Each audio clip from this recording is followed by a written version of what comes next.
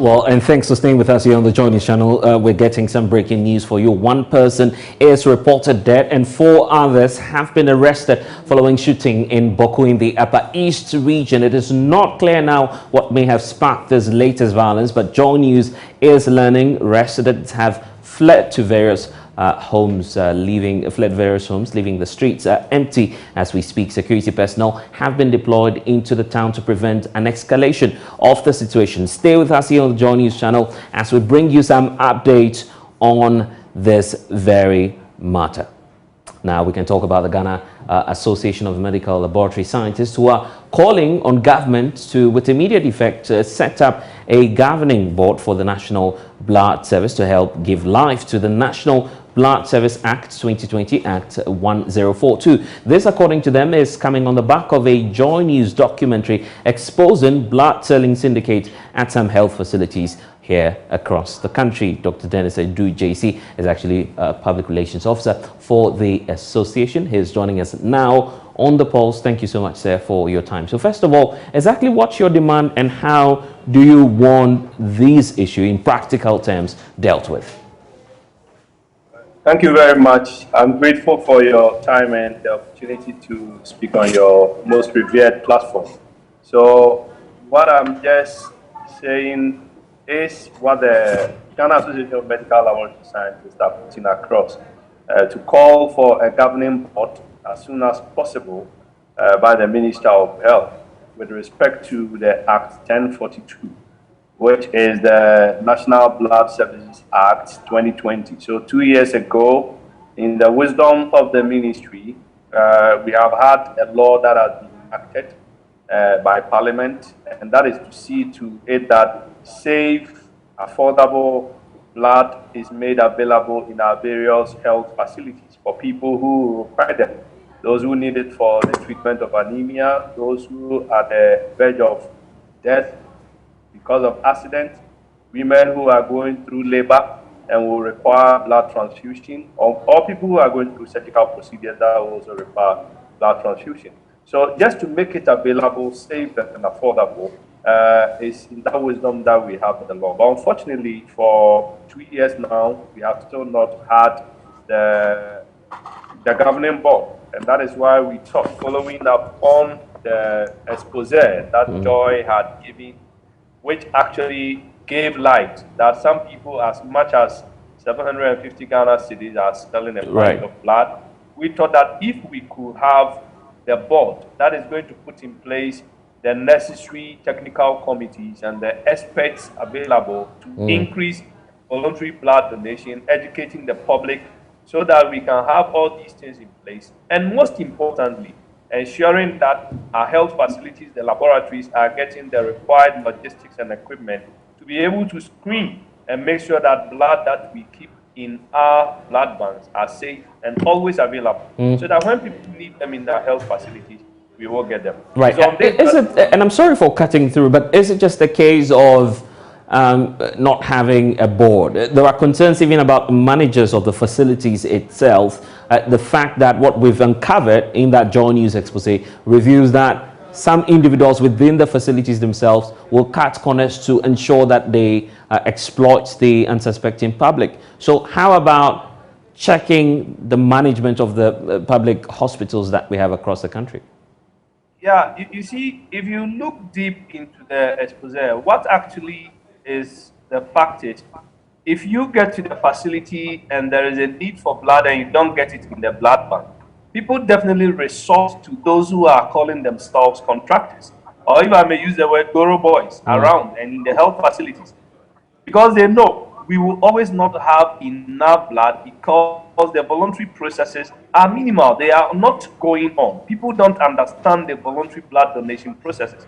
And for that matter, most of the blood banks are going to virtually run out of stock. And that is where people take advantage of the system. So, it's not usually the staff within the facilities, but then people who are calling themselves contractors, who probably, because of lack of identification, might not even end up being facility people or members. So what we are saying is that, yes, we might have some of these lapses across, but the purpose of the board is to make sure that most of these processes, the voluntary blood donation, educating the public, getting the necessary equipment so that we can get enough to stock in the blood, will have the wheels to be able to ride so that the law as we made it is actually going to work. So if we don't get that, then that is where people resort to external people who are calling themselves contractors and likely going to exploit them. Because at that point, it goes beyond the remit of the health facility. And then this is that, yeah. Go ahead. Yeah, all we are saying is that let's have the wisdom which actually necessitated having the law. Because since 2006, we've been running on policies. And policies are just left to the discretion of who wants to use it or who doesn't want. And that is why Parliament seeking to establish these things and make it necessary for everybody to benefit from blood services gave us the law. Right. And for that matter, we need to make the law bite. We need to make the law have the wheels to ride. And that is why we say that the governing board has better structures and the law to work is really what we need now, so that we can get the structures in place. They can set the necessary processes, get the technical committees, the people who can say that this is how, at least to the regional health service level, we need to make sure that we have safe blood. The structures, the structures, and I appreciate your point on the fact about the structures, but the lessons picked up from the Joy News expose, it appears that we don't have transparency even in the system.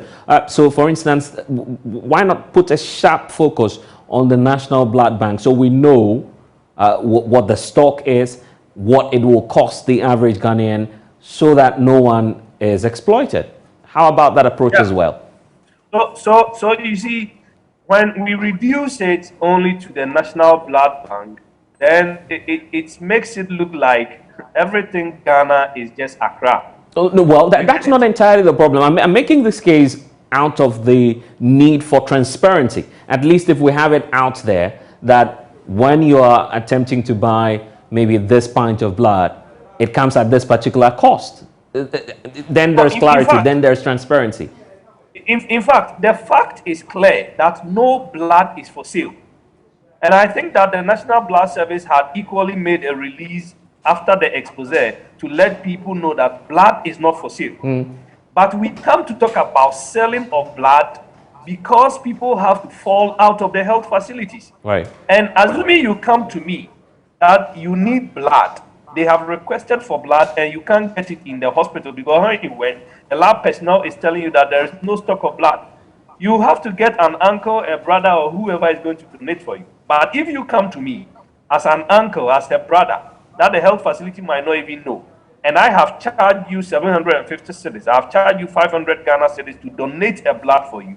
Of course, no law can deal with such a person because blood is not for sale.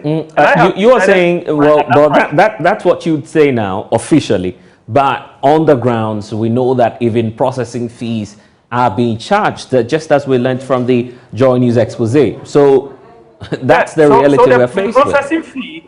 So the processing fee over here, we are talking about screening, hepatitis, syphilis, and all other things to be sure that the blood is safe. Ideally, in fact, we are making a call to the National Health Insurance to ensure that all these costs are actually covered so that the patient doesn't actually pay for anything. You get it? Because in strict terms, none of this screening process is supposed to be borne by the patient. And that is why we think that if a board is in place to make sure that these things are institutionalized, then we will ensure that from the bottom to the top, everybody enjoys safe blood at no cost. So blood is not supposed to be sold at any facility, whether private or public. But unfortunately, because of the lapses we have, and because we always don't have enough stock in our blood banks, people will have to resort to other means. And when you go to that extent, it's difficult for somebody to control whatever somebody is charging you to give a pint of blood. And as medical lab scientists, obviously we do know that you don't have any burden of trying to sanitize the system, but at least this is the health sector, your stakeholders, you should be concerned about what's happening. What role are you going to play in further enlightening people and also taking on some steps that would achieve the aim that you're on the lookout for? So it's clear. that if anybody is found doing anything untoward, anything that is not in line with good habit, good behavior, ethics of the practice, definitely you are empowered to report such people and the laws will deal with them. And the law dealing with them could even go to the extent of withdrawing the license of such practitioners. Now, the other thing is that people or the public should also understand the fact that blood banking can only be made safe, affordable, available only when we all get involved with voluntary blood donation. We need not to wait for people to be needing blood before we get to the banks to donate. Every 3 months, we can ideally do at least a donation. These things will all go a long way to ensure that we have enough blood stock so that we can use it across. If we have enough across the various districts and regions, some can always be moved across to various places that will be needed. So we are able to get rid of this. Then we can't fault people who probably on their own will go, if you bring me that this is my uncle, this is my brother who is ready to donate, not knowing how much you have agreed on and you are going to pay to the person for donating. What's I the can't do that. and after all, what's the incentive for that? For what's the incentive for doing so? Particularly when you can find yourself in a case where you've donated blood and yet you go to the hospital facilities, they still report that, well, the blood bank is down. You still have to find another means. So what's really the incentive anyway of going ahead and freely donating blood? Yeah, so the point is that blood has a lifespan once donated 30 to 35 days maximum.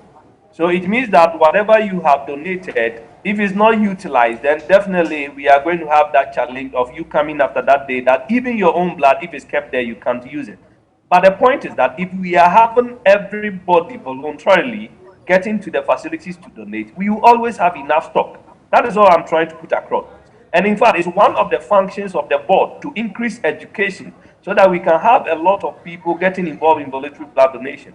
If we are not able to get to that point, then of course it will be difficult for you to say that when you are in need, as human as we are, that is when people want to exploit. And we may always get into some of these challenges. We think that we need to increase the education to the public and get them to know that voluntary blood donation is the only way out, and making sure that at least to the regional levels, we have enough equipment and devices to be able to screen and get safe blood for everybody to use. So now, Dennis, let's talk about the absence of the board and possibly what that would mean for the system. How bad of a situation is it, and how is it affecting the administration of blood across the facilities here in not just in the Greater Accra region, but across the country?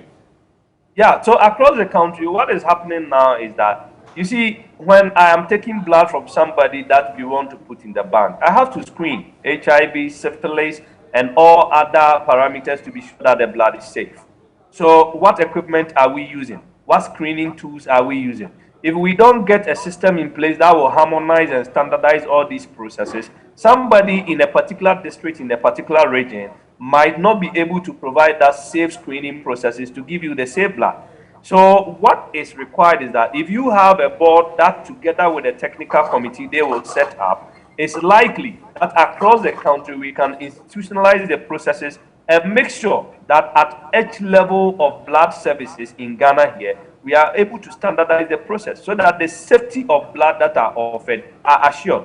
Equally, once we have these blood donation exercises, as much as possible, we can influence it to be something that people are going to take up voluntarily so that we don't have to force people only at the verge of needing blood to treat their relatives. That is when they donate. It will be an exercise that will be carried out across and ensure that when we screen blood, they will be safe and available in our hospitals, laboratories to use whenever it is needed. Right. That can get free of most of these contractors. Right, and then talk us through the level of engagement that we're seeing between your group and that of government. What's been the level of engagement between these two parties, and so you can at least get some results?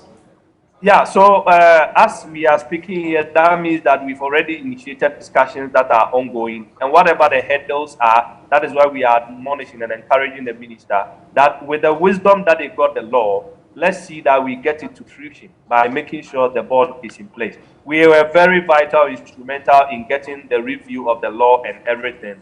But we think that it's high time, based on this expose, knowing that we are still having the problems still around. The board, we think, will come in to make sure that the problems we have seen prior to the coming into force of the law are still existing, and we need it to bite so that Ghanaians can benefit from whatever good measures we wanted to put in place with respect to the law. That is the Act 1042.